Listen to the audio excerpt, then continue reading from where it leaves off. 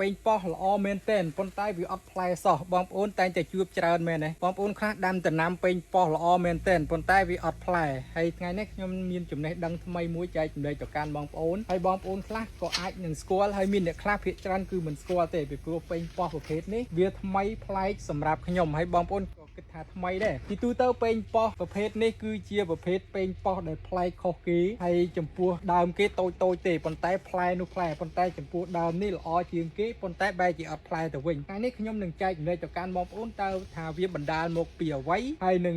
វិធីសាស្ត្រនៃការព្យាបាលឬក៏មិនព្យាបាលអីតើគេធ្វើយ៉ាងដូចម្ដេចចំពោះពូជពេញប៉ោះមួយដើមនេះជាទូទៅពេញប៉ោះមួយដើមនេះគឺវាមានលក្ខណៈស្លឹកវាល្អហើយខ្ញុំចែកចម្លែកទៅកាន់បងប្អូនហើយបងប្អូនចំណាំឲ្យច្បាស់ហេតុអីបានជាបងប្អូនដាំដំណាំទៅ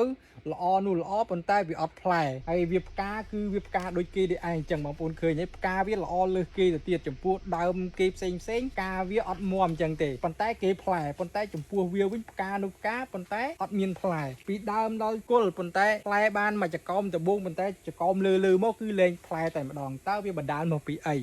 ជាទូទៅអានេះគឺជាលក្ខណៈពេញប៉ោះឈ្មោលបងប្អូនដែលឮពេញប៉ោះឈ្មោលទេពេញប៉ោះមានញីមានឈ្មោលចំពោះពេញប៉ោះឈ្មោលវាល្អខុសគេអញ្ចឹងចំពោះពូជពេញប៉ោះញីវិញឥឡូវបងប្អូនមើលសិនអានេះលក្ខណៈដើមពេញប៉ោះឈ្មោលដើមវាថ្លោសស្លឹកធំ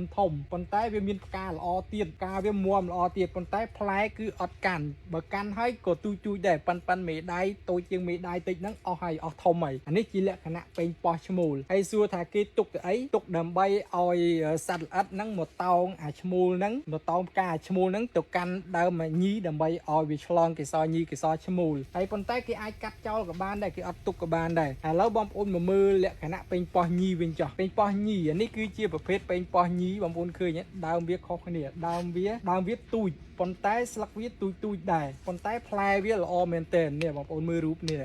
លក្ខណៈពេញប៉ោះញីហ្នឹងតែនេះលក្ខណៈពេញប៉ោះឈ្មោលបងប្អូនឃើញខ្ញុំដាក់ន្ទឹមគ្នាបែបនេះញីឈ្មោលអាឈ្មោលល្អជាងប៉ុន្តែអត់ផ្លែចំពោះដើមញីគឺអត់សូវល្អទេប៉ុន្តែផ្លែល្អណាស់ហើយខ្ញុំប្រាប់ពីលក្ខណៈសម្គាល់ចំពោះពេញប៉ោះញីពេញប៉ោះឈ្មោលចំពោះពេញប៉ោះឈ្មោលគឺវាមានលក្ខណៈដើមវាមាំធំកម៉ាប់ស្លឹកធំបែបនេះបងប្អូនឃើញទេហើយនេះគឺជាលក្ខណៈពេញប៉ោះញីដើមវារាងសឡូនហើយវាលូតទៅល្អមែនតើវាដើមវាប្រប៉ិនប្រហែលជាប្រប៉ិនមិនបានប្រប៉ិនមេដៃទេប្រហែលជាប៉ិនម្រាមដៃនេះប៉ុន្តែអានេះវិញដើមប្រប៉ិនមេដៃប៉ុន្តែវាអត់សូវមានផ្លែទេអញ្ចឹងខ្ញុំចែកចម្លែកទៅកាន់បងប្អូនអំពី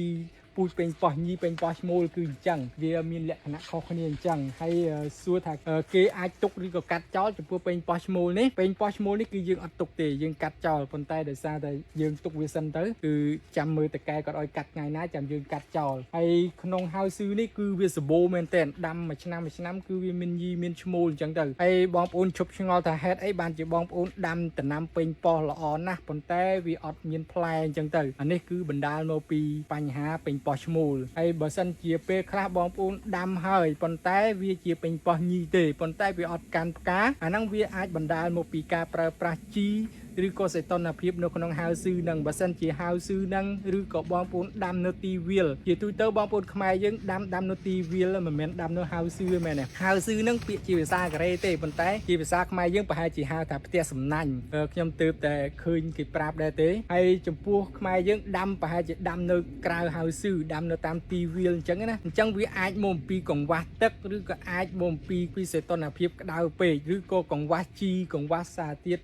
ប៉ូតាស្យូមឬក៏កាល់ស្យូមអីជាដើមអាហ្នឹងបណ្ដាលឲ្យការហ្នឹងអត់កាន់ក្តឹបទេអានេះជាចំណេះដឹងចែកចំណេះទៅកាន់បងប្អូនបើសិនជាបងប្អូនដាំថាច្បាស់ថាជាពេញប៉ោះញីឬក៏ដំណាំអីផ្សេងទៀតញីប៉ុន្តែវាអត់កាន់ផ្លែវាអាចមកពីកត្តា3ហ្នឹងទី1គឺកង្វះសារធាតុទឹកទី2កង្វះកាល់ស្យូមហើយទី3គឺតាក់ទងជាមួយនឹងអាកាសធាតុហ្នឹងបើសិនជាវាអត់សមស្របវាអាចធ្វើឲ្យដំណាំយើងអត់កាន់ផ្កាកាន់ផ្លែដូចគ្នាហើយនេះគឺជាចំណេះដឹងដែលខ្ញុំចង់ចែកម្លែកទៅកាន់បងប្អូនដែលខ្ញុំបានជួបផ្ទាល់អនុវត្តផ្ទាល់នៅខាងប្រទេសកូរ៉េអញ្ចឹងណាហើយបងប្អូនមើលចោះនេះគឺជាទិន្នផលដែលខ្ញុំធ្វើការហើយវាផ្លែបែបហ្នឹងគឺដើមវាល្អបែបហ្នឹង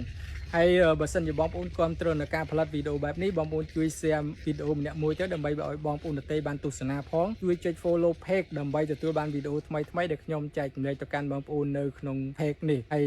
អរគុណជម្រាបលាបងប្អូនបាយបាយ